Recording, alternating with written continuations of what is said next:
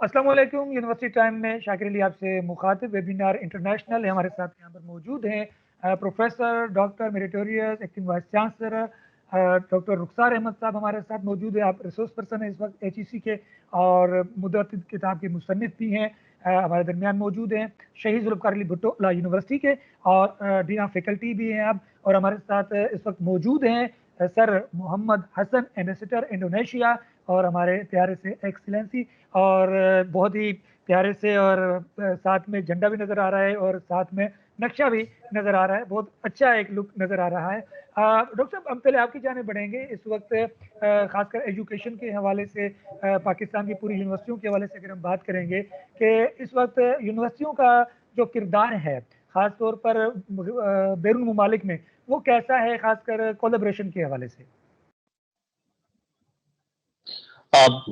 बहुत शुक्रिया शाकिर साहब, और आपका मैं शुक्रगुजार हूं कि आपने मुझे इनवाइट किया। और मैं हसन साहब को भी वेलकम करता हूं आपके बोर्ड पर, आपके इस चैनल के हवाले से कि उन्होंने अपना वक्त निकाला।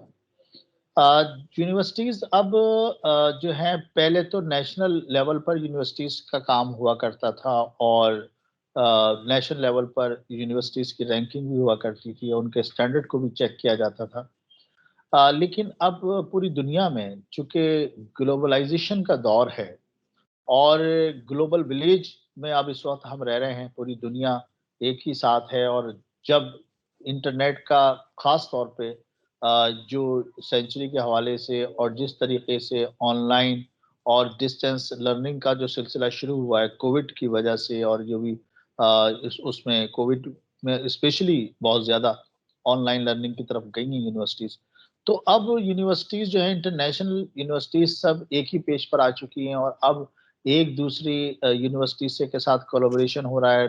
डिस्टेंस लर्निंग के प्रोग्राम MOU साइन हो रहे हैं और हमारी कोशिश भी यही है कि हम पाकिस्तानी स्टूडेंट्स के लिए इस तरह के दूसरे कंट्रीज़ के अंदर जो यूनिवर्सिटीज़ हैं या ऐसे हायर एजुकेशन इंस्टीट्यूशंस हैं कि जिनके साथ हमारे पाकिस्तानी जो यूनिवर्सिटीज़ हैं और हायर एजुकेशन इंस्टीट्यूशन है उनकी कोलैबोरेशन हो, उनके साथ जॉइंट वेंचर हो। मैं खुद चूँकि डिफरेंट कंट्रीज़ को विज़िट करता रहा हूँ और मैंने जो है वो कई यूनिवर्सिटीज़ के साथ रिसर्च कोलैबोरेशन की है। जैसे मलेशिया मैं गया था तो यूनिवर्सिटी मलाया है वहाँ पर, वहाँ के डीन के साथ मैंने रिसर्च कोलैबोरेशन की। फिर मैं एक वहाँ यूनिवर्सिटी ऑफ मलेशिया है, वहाँ मैं गया था ये सरावक की साइट पर। और श्रीलंका वहाँ पे जो यूनिवर्सिटी ऑफ कोलंबो है तो उनकी डीन लॉ के साथ मैंने रिसर्च कोलैबोरेशन की। फिर इसी तरह से दुबई में यूनिवर्सिटी ऑफ कनाडा है, कैनेडियन यूनिवर्सिटी है वहाँ पर। तो इस तरह से बहुत सारे, फिर यूके की यूनिवर्सिटीज़ हैं, स्कॉटलैंड की यूनिवर्सिटीज़ हैं, उनके साथ मैं जब पोस्ट डॉक्टरेट के लिए गया था वहाँ पर तो मैंने उनके साथ जो है वो कोलैबोरेशन की। तो ये जो आपका सवाल था कि अब तो यूनिवर्सिटीज़ इंटरनेशनल लेवल पे ही काम कर रही हैं।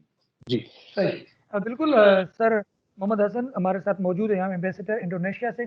सर हम ये मालूम करना चाहेंगे कि इस वक्त पाकिस्तान की जो यूनिवर्सिटियाँ हैं और मुख्तलिफ ममालिक की यूनिवर्सिटियाँ, साथ में इंडोनेशिया की जो यूनिवर्सिटियाँ हैं, वो अपना रोल प्ले किस तरह अदा कर रही हैं और वो किस तरह कोलैबोरेशन वगैरह करती हैं मुख्तलिफ ममालिक की यूनिवर्सिटियों से? थैंक यू शाकिर अली साहब, और बहुत बहुत शुक्रिया मुझे इस प्रोग्राम में बुलाने का। और साथ ही डॉक्टर रुखसार अहमद साहब का भी मैं शुक्रिया अदा करता हूँ कि उन्होंने हमें अपने जो यूनिवर्सिटी के प्रोजेक्ट्स के बारे में बताया।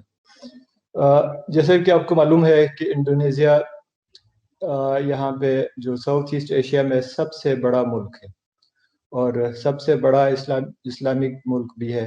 इनकी पॉपुलेशन पाकिस्तान से भी ज़्यादा है, 270 मिलियन के करीब इनकी पॉपुलेशन है। थोड़ा सा कैमरा के साथ अगर सामने आ जाए, हाँ थोड़ा सा, क्योंकि वो ताकि आप नजर आए, क्योंकि वो साइड में जा रहा है।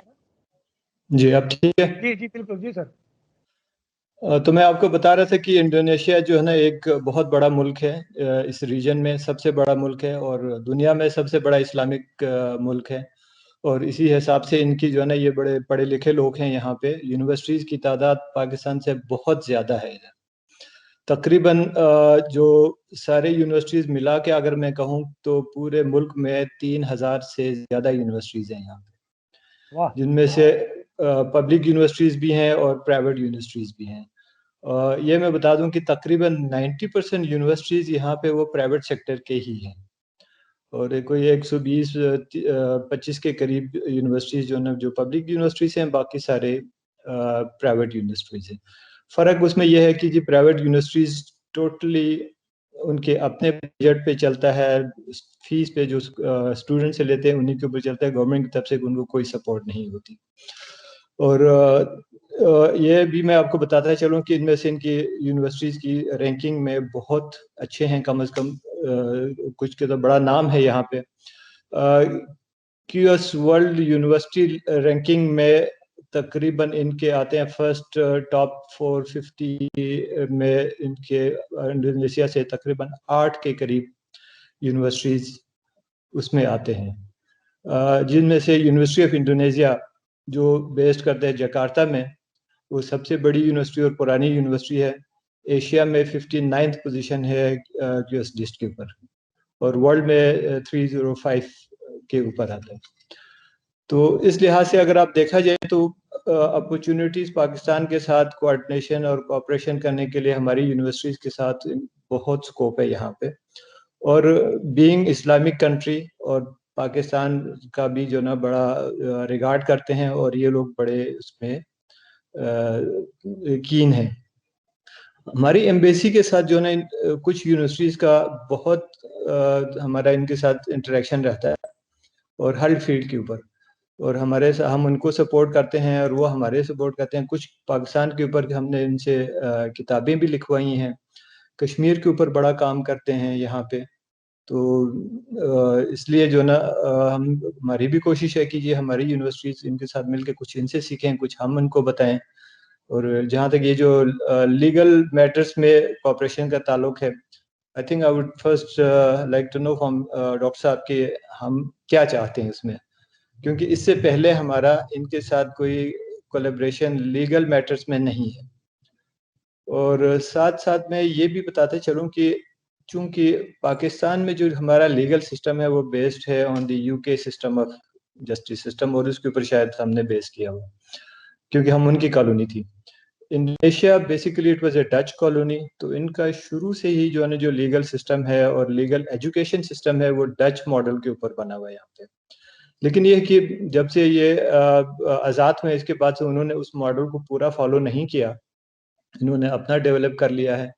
आपको पता है कि इंडोनेशिया बहुत बड़ा मुल्क है, तकरीबन 2000 से ज़्यादा जो है इनके रीजन्स और आर्चिपेलागोस और आइलैंड हैं, तो इन सब की डाइवर्स कल्चर भी है, उनके अपने ट्रेडिशंस भी हैं।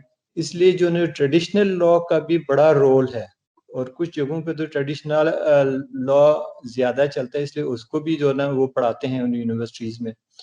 और बीइंग अ मुस्लिम कंट्री, कुछ इलाकों में जो है ना इस्लामिक लॉ का काफ़ी इन्फ्लुएंस है, और इसको गवर्नमेंट जो है ना इनको इजाज़त देते हैं कि अपने लोकल लॉज बनाए, तो उन यूनिवर्सिटीज़ में वो भी पढ़ाई जाती है। अब पता है इनका एक प्रोविंस है आचे, जहाँ पे जो है ना इस्लामिक लॉ ही चलता है। इनके है मतलब कि लोकल लॉ के साथ, लेकिन इस्लामिक लॉ भी बाकायदा, जिस तरह पाकिस्तान में कि आपने देखा होगा कि निफाज शरीयत वाला सिलसिला, वो इस तरह से यहाँ पे भी है। तो इसमें आप देखें डॉक्टर साहब कि आप हमें बताएं कि जी आप क्या चाहते हैं, तो हम उसी हिसाब से मैं आपको अपना व्यू भी दूंगा, आपको एडवाइस भी करूंगा, और फिर जी बिल्कुल जो आप डॉक्टर साहब, कहेंगे हम उसी हिसाब से आगे चलेंगे। हम यहाँ पर चाहेंगे सर, मोहम्मद हसन साहब ने बहुत अच्छी बात की है, बल्कि मैं समझो कि इसमें बहुत सारी बातें सामने आ गई हैं। एक तो ये है कि जकार्ता में बहुत बड़ी एक कदीमी यूनिवर्सिटी है, दूसरा ये कि इस्लामी मुल्क है, तीसरी बात ये कि यानी रैंकिंग के हिसाब से भी यूनिवर्सिटी में बड़ा इनका मकाम है, और चौथी बात ये है कि सारा मुसलमान मुल्क है।